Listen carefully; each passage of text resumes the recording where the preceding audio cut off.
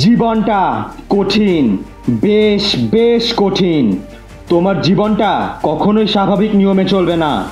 পথে পথে অনেক বাধা বিপত্তি তোমার জন্য অপেক্ষা করতে থাকবে। প্রথমবারই তুমি পরীক্ষায় ভালো রেজাল্ট করবে না, প্রথমবার চেষ্টাতেই তুমি চাকরিটা পেয়ে যাবে না। তুমি তোমার জীবনে কয়েকশো বার ব্যর্থ হবে, হতাশা বিষণ্ণতায় দুমড়ে মুচড়ে যাবে তুমি। কিন্তু জীবনটা কি থেমে থাকবে তোমার? অবশ্যই না।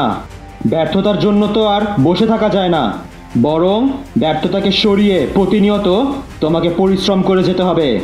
ব্যর্থতার হতাশার দুঃখ কষ্টকে পাত্তা না দিয়ে চেষ্টা করে যেতে হবে। আগেই বলেছি জীবনটা কঠিন। সফল যদি হতে চাও তোমাকে হাজারবার ব্যর্থ হতে হবে আগে।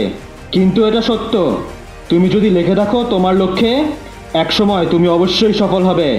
একসময় তুমি অবশ্যই তোমার লক্ষ্যে পৌঁছাতে পারবে। কিন্তু কষ্টের ব্যাপার হলো, এই পৃথিবীতে সবাই সুযোগ সুবিধা চায়, সবাই আরামায়েশ আর সহজে সফল হওয়ার উপায় চায়।